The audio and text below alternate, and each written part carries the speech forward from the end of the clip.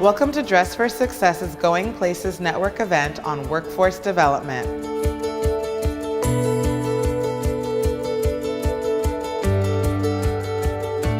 I'm Mariama from LinkedIn. I'm Klay S. Williams from Planning Enterprises. I'm Anthony Parker from LVMH. I'm Barbara Catalano from the Employment Information Center at Columbia University.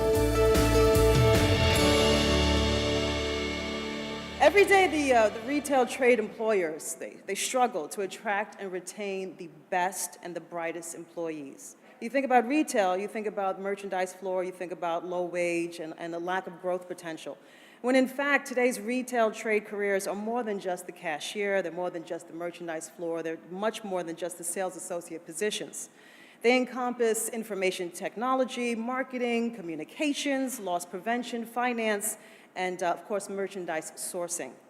So how do we get everybody, how do we encourage everyone to make that mental paradigm shift, to really perceive the value proposition of these growing industries?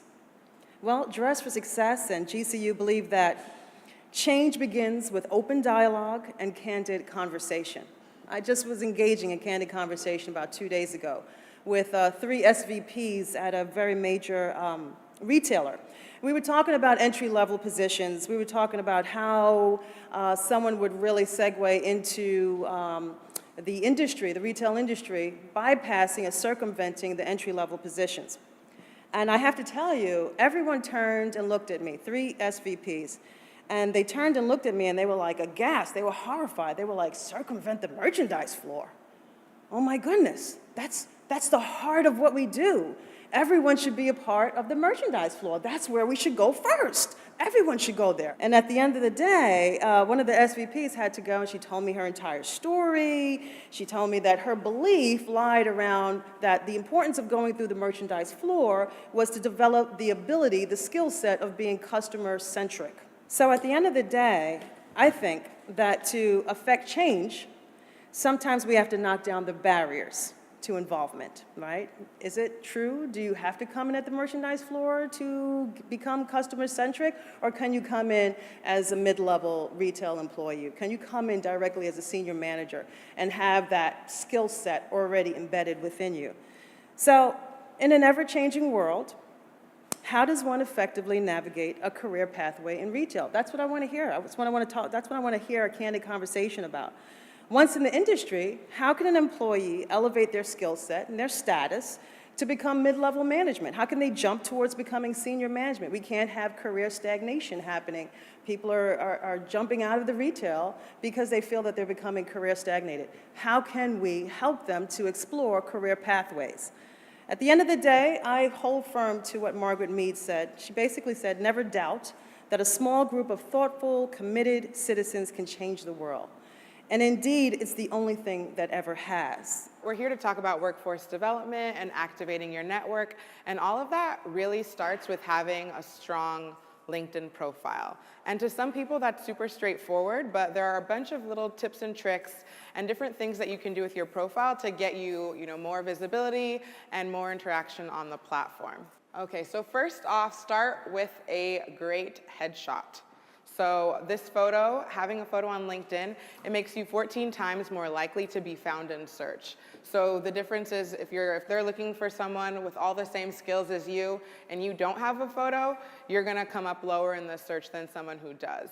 And all it needs to be is a headshot. It should be current, it shouldn't be too fuzzy, it shouldn't be something that's cropped. Your profile is your first impression. So when someone looks at your profile and then meets you in person, it should look like the same person.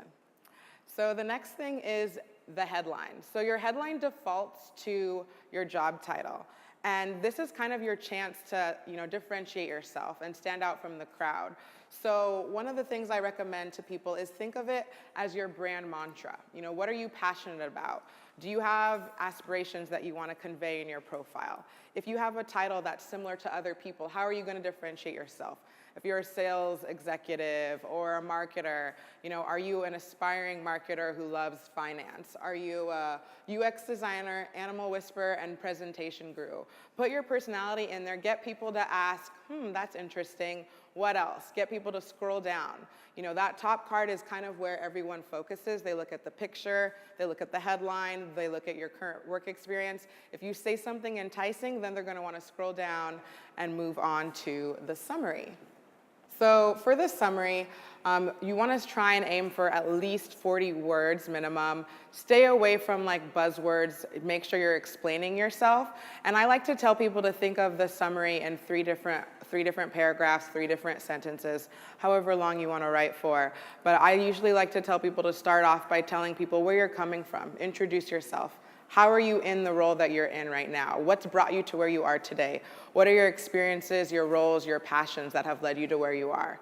And then that middle paragraph, talk about where you are and what you enjoy doing there. Or what are you passionate about? What are your skills? Again, this is your summary. It's written in the first person, and it's your chance to tell your own story. And then that last paragraph, focus on your aspirations. What's your next play? What do you want to do next? A lot of you guys are job seekers. Maybe you want to transition into a completely different field. Maybe you want to continue to be in the same field that you're in and just progress up the corporate ladder. Let people know that right on your profile so that when they are approaching you for opportunities, they already know where you stand. So next is detailing your past work experience. And by including details in your past work experience, you're 12 times more likely to appear in searches than other people. So this section, along with your summary section, even though I don't know why that picture did not develop, it supports rich media. So rich media is anything from photos, blog posts, a website. It's just more visual. It makes it more engaging, more interactive on your summary. So if you've ever filmed a video or been in a video or written a paper, written a blog post, that's something that you can put directly on your profile.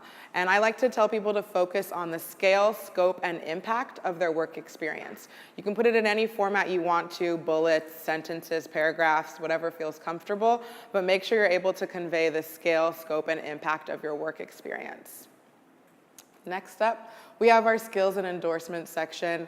I tell people to have at least 10 because everyone has tons of skills, right? And that's everything from interpersonal skills, software that you're familiar with, super basic things. Even people put Microsoft Word. And then you can also get endorsed for those skills. You can rearrange the skills.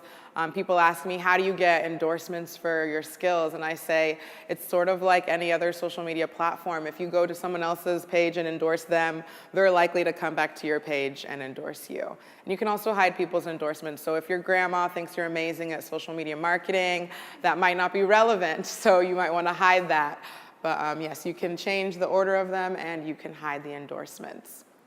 Lastly is including volunteer experience and your causes that you care about. So this section makes you 6 times more likely to be found in searches.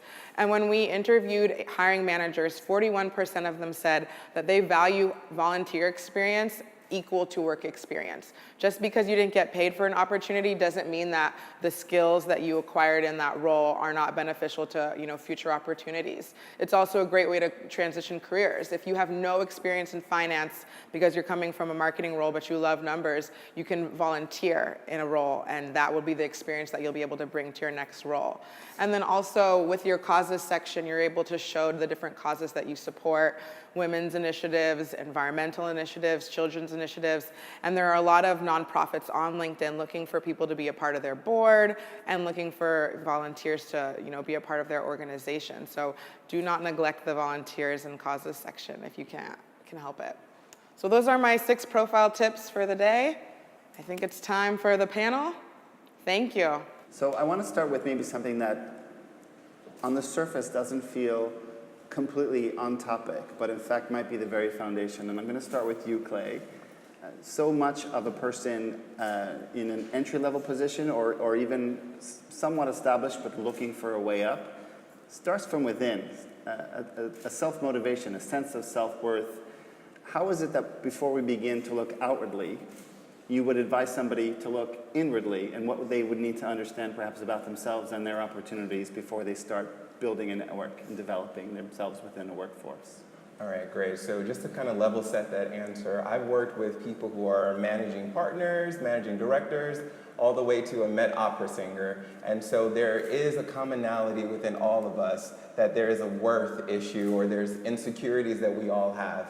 And I had the honor this year of coaching and facilitating 3 Going Places networks for Dress for Success. And every single solitary cohort, the number one thing that was a growth edge for all of the cohorts was, how do I network when I'm so insecure about my socioeconomic status? How do I actually make connection with someone when there's all these different things that I'm trying to grapple with that person I'm sitting in front of is probably maybe not their story.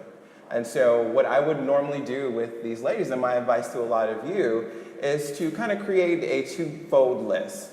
One side, what are my sort of insecurities? What are some of the things that I maybe find a little bit difficult when I am trying to network with someone? On the other side of that is, if my insecurities, if these things were not an issue, if the things that really make me uncomfortable, who is it that I would want to be at the table with?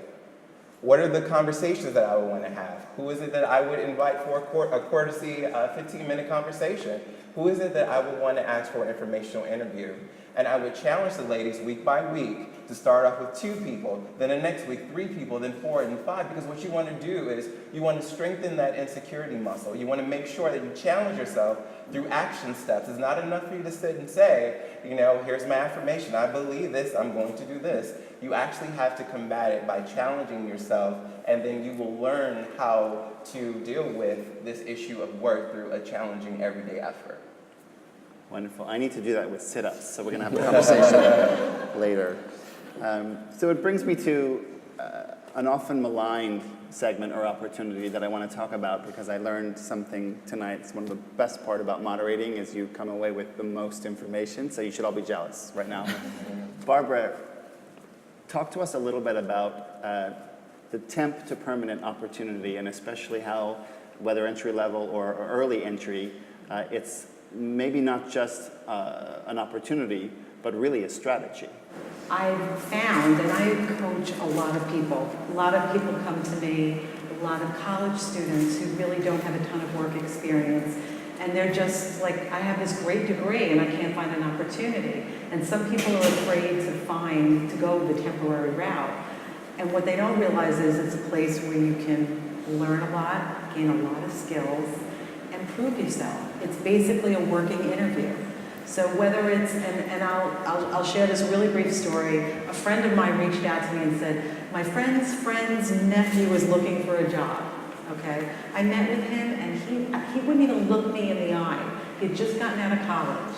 And I put him on a 2-week temporary assignment at the law school, which turned into, he is now a director at the law school, got his master's degree through Columbia gratis, got married, had a kid, bought a house up in Westchester. And that was a great success story. And this was someone who was literally at the time, 7 years ago, pounding the pavement, literally going into businesses, dropping off resumes. And he just, he went, he did it, and they saw what he was capable of. And they then started looking for opportunities because he was on a temporary assignment and he was finishing up. That 3-week assignment turned into a 2-month assignment. And then when he was ready to leave, his manager said, hey, someone down the hall is looking for an administrative assistant. And he made the connection and they hired him, and that was ultimately it. I want to talk a little bit collectively about sort of the new. Obviously, social media is becoming very active, but in terms of networking generally, when you think about recruitment, when you think about coaching, when you think about profiling yourself and your opportunities, what are some of the new issues, the new challenges, the new trends, if you will, in networking and building a global community? And whether that's I'm unemployed looking for work, or I'm gainfully employed but looking to make maybe a more radical change. How does it differ than 5 years ago, 10 years ago? What are some of the things that you're seeing in the work that you do that are emerging, and how can we learn from that opportunity? Okay, so I guess I'm gonna start. All right. All right. So many things. Again, I think a lot of it does sort of stem from LinkedIn. I think one of the first trends is people are afraid of networking. it's a scary Why? thing. Why? What is the right. fear? The fear is walking up to a stranger that you don't know and potentially asking them for a favor, right? So I think with this digital age, we have kind of set it up so that introverts can succeed. You can kind of be behind a computer screen and still network successfully. You know, you can see everything about the person on their LinkedIn profile. You can look for commonalities in, you know, whether it's their volunteer experience or past companies or connections that you have in common. You can now see, you know, I want to work at Google. Let me see if there's someone in my network that works at Google who can set up an introduction. And that's all in the comfort of my own home on my couch with the TV going on. Maybe even in my pajamas. Definitely in my pajamas. So that's one thing I see. So introverts are winning in the new networking age. The other thing is visibility. So, you know, networking, you think of actively going to all these different events and, you know, trying to meet people and swap business cards. But with social media, with LinkedIn, it's about sharing articles and giving your opinion on an article that you read. You know, writing a blog post, whether it's on the publishing platform on LinkedIn or externally, and showing yourself and positioning yourself as a thought leader. So a lot of people are getting new opportunities just because of their activity on LinkedIn, not even necessarily directly reaching out for opportunities, just by increasing their visibility. So I could go on, but this is a collective conversation. You know, I definitely want to add to this. LinkedIn is amazing. I use it 100%. But 10 years ago, when I started recruiting, I wasn't using LinkedIn. It was like I would sit and wait for people to apply into this applicant tracking system. However, now I'm looking more for a passive candidate, or candidates that have the right profile, but they might not have seen the job posting. So as much as I love LinkedIn, I really encourage people to, within LinkedIn, you can join groups. Yep. When you have a free account, which everyone can have a free account, you can join up to 50 groups. Join the groups that interest you, that are the same type of people that you're trying to network with for the right type of career that you're trying to seek out. The second other social media is, never thought I would use it, as Facebook. Create groups. If there are groups out there, you can search for a group. It's like the fan page. If you follow Mariah Carey, you can now be, you know, Brooklyn's mothers looking for work. You've now created a group. You monitor the group. Now it's a group of networkers. I might be looking for a nanny, not now, but just say in Brooklyn, this would be a perfect group for me to search in. So now I search, for example, I have an IT position. I look at Facebook for the IT groups. So groups are really important. And then I like to see people have conversations and post things within those groups to see how really relevant they are and what they're adding to those particular groups. You're both saying, you know, very different things. The common thread is that you have an opportunity to paint yourself however you choose to paint yourself, to sort of create a part of you or extract and put out a part of you. Because of these platforms, and dive in a little bit further. Klay, please. Yeah, I would definitely say beyond the social media piece, just really being social. One of the ladies from the last cohort that we coached, her laptop crashed, and so I had so many different assignments that I needed her to complete in a timely fashion. So she came to the group, she said, I don't have a laptop, and so we all collectively got together, her network within the cohort, and we said, well, are you reaching out to this person? You're going to the library. So the library is only 45 minutes, it's not enough time. And so another lady said, well, have you checked out the parent resource coordinator at your school where your kids are? She ended up going to her school, and they ended up loaning her a laptop, a Mac notebook, for a 6-month period of time. And not only was she able to learn a new Mac OS system, now the school knew she was looking for a job. So they started sending her resume out to different people. And so I just want to make sure that beyond the social media platform, that you're leveraging your networks within your community. If you are not opening your mouth and kind of saying to the people who are around you, who kind of see you every day, this is what I need, sometimes you're unable to actually move forward. I want to talk about a horrible subject, and that is resumes. It's sort of the bane of so many of our existences. And let's start with sort of the first community, sort of the entry level. And I want to start on the bad side, because we often learn life's greatest lessons by doing it wrong, right? So at least we never forget those. What are some of the things that just make you curdle when you see? What are the biggest challenges out there? You probably see a whole lot of resumes, Anthony. What are the no-nos? Yes, totally. when I'm up to 30 to 40 recs, 30 to 40 open positions, I can look through 300 to 400 resumes a day. So, Wow. so first of all, please, and I'm saying this in the nicest way possible, please don't submit your resume for a job that you clearly are not qualified for. Because you're thinking, well, I just want someone to see it. I'm looking for this profile. You have nothing that fits this profile. I'm gonna look at this resume, and now, yes, I'm gonna remember it as the person who can't follow directions, who, and I'm like, I've X'd this person, kind of blacklist this person, even when the right opportunity does open. So that's the first thing. But on a lighter note,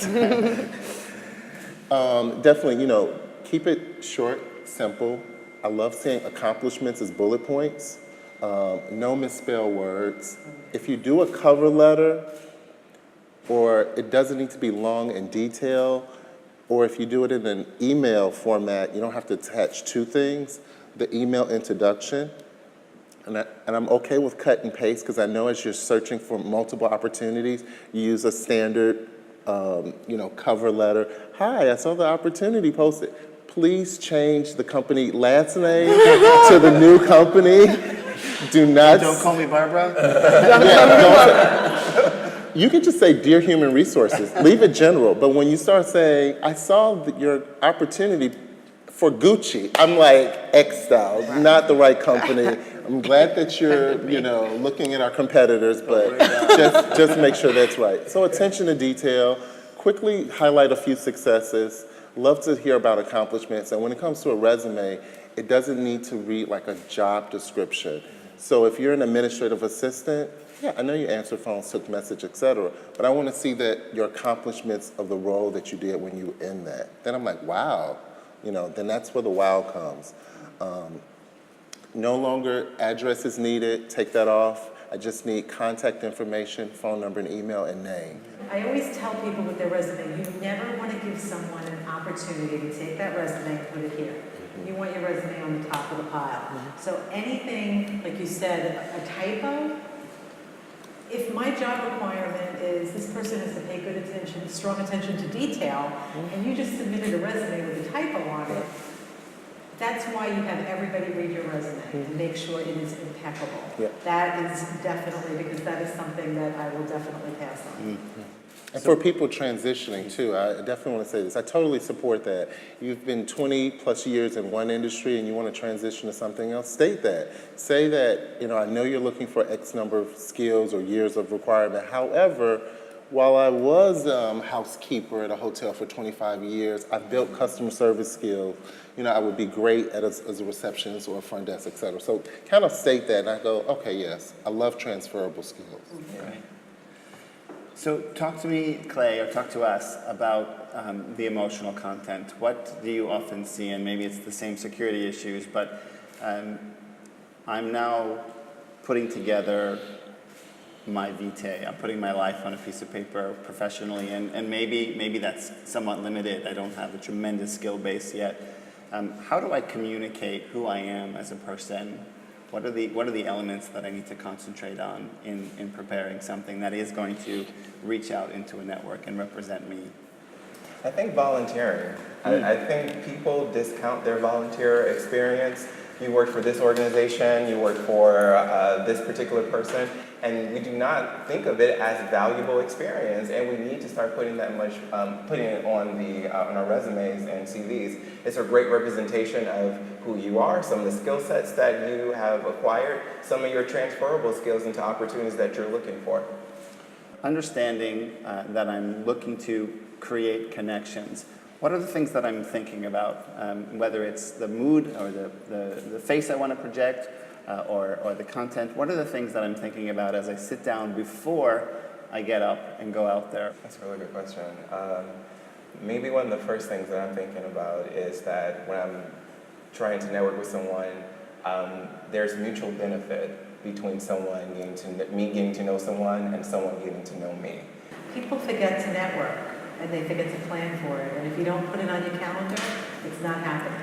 I think planning is really important. Yeah, on that note, I think it's also really important to know what you want to get out of networking, whether it's, to transition fields or just to build your network in general. You need to know where you kind of want to go with your network. The last thing I have to say for networking is follow through is key. When you meet someone, it might not be the right time today, but in the next 6-8 months, next year, I've hired a young lady 6 times in her career. I've moved her around. Oh, wow. Yeah, and she followed through, she reaches out, etc. So, Really inspiring group you all are, and thank you so much for your time. The thing I got that was most compelling for me was how all of the panelists talked so much about the value of social media. LinkedIn, I thought it was important. Now I know it's important. It's something that I can take back to my clients at my organization to reinforce the importance of that social media presence. It gave me the more background that I need to make my coaching more successful. So my top recommendation for building connections is going to a social event and not being afraid to ask someone for a 15-minute courtesy chat to learn more about what they do. My top recommendation for using LinkedIn is to have a complete profile and always be present on the platform. my advice for building connections is using social media and personal connections. My top recommendation for building and nurturing connections is to plan and schedule. Don't assume you're going to do it. You have to take the time and actually put it on your calendar, because if it's not on your calendar, it's not going to happen.